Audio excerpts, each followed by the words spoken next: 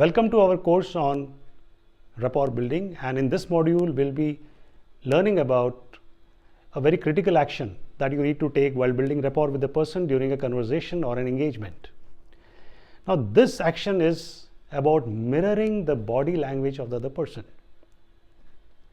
Now on the face of it you might feel that this may not sound as respectful, or it might end up making a parody of the whole conversation.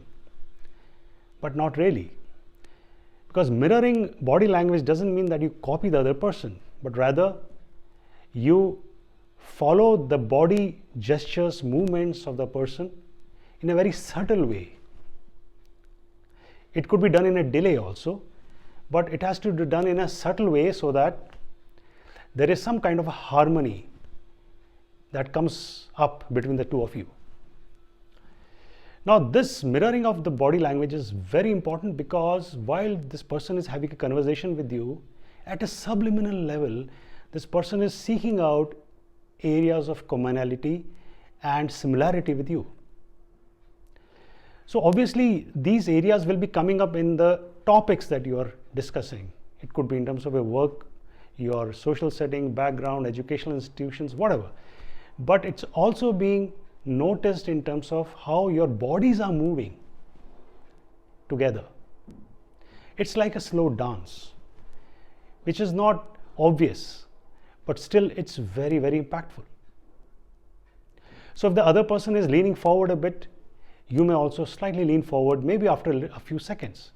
If the other person is gesturing with a hand, you may gesture with the other hand, because the important thing here is it's a mirror image.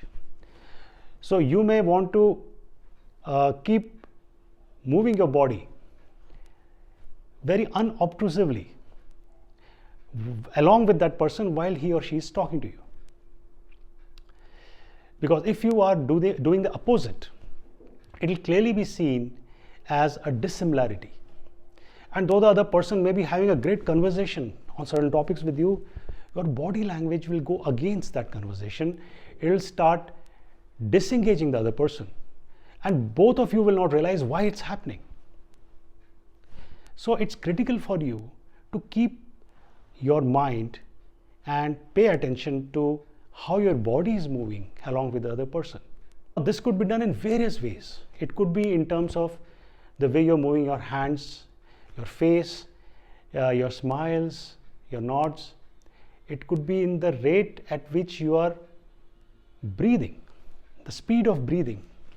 It could be at the speed of speech. If the other person is speaking fast, you may also want to speak a little faster if required, along with that person. It could even be in terms of the words that the person is using, because if this person has some certain favorite words, that you may want to speak those favorite words also, because that will bring a sense of similarity. Now this again is a skill and it requires practice. So if you do this effectively and you practice this in all your engagements with people, you'll realize that it becomes very easy for you to mirror the body language of the other person during the conversation. Now we'll again do a small exercise where I'm having a conversation with you, and while I'm talking to you, you will try and mirror my body language and see how well you can do it.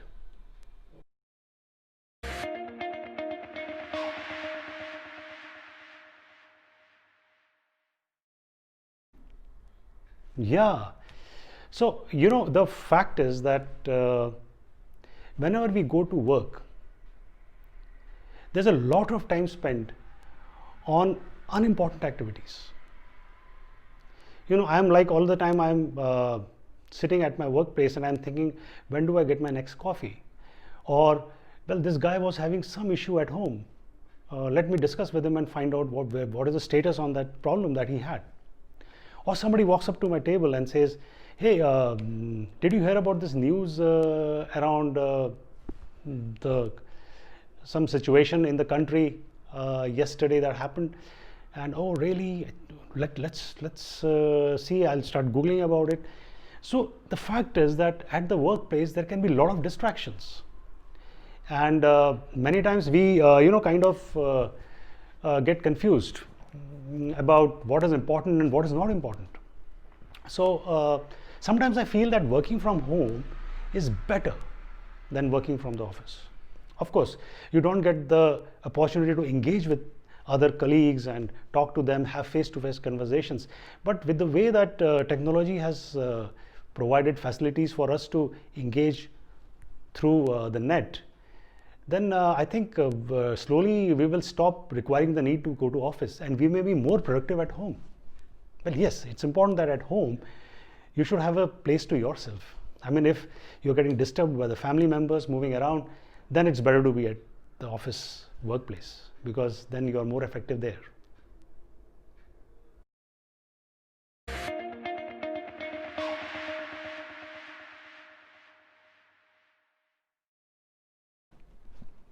So we just had a conversation where I was very emphatically sharing with you about my opinion on working from home as compared to working from office. And while I was doing that, I was gesturing a lot. I was being quite animated in the whole conversation. So I hope you were able to follow my body language and mirror it a bit without making it too obvious, right? Again, this is a matter of practice. And whenever you get an opportunity where you're talking to someone, having a conversation, just try and see if you can mirror the body language subtly without making it obvious, without making that person feel insulted about it. And you will start noticing the difference immediately, because the other person will start getting a clear sense that you are listening, you are interested, you are curious, and you are similar to that person.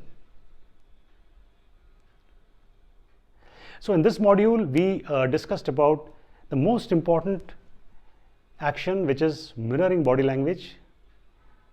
And this action is subliminal. It will never come up right there in front of both of you, but it will make a huge impact in building rapport. Thank you.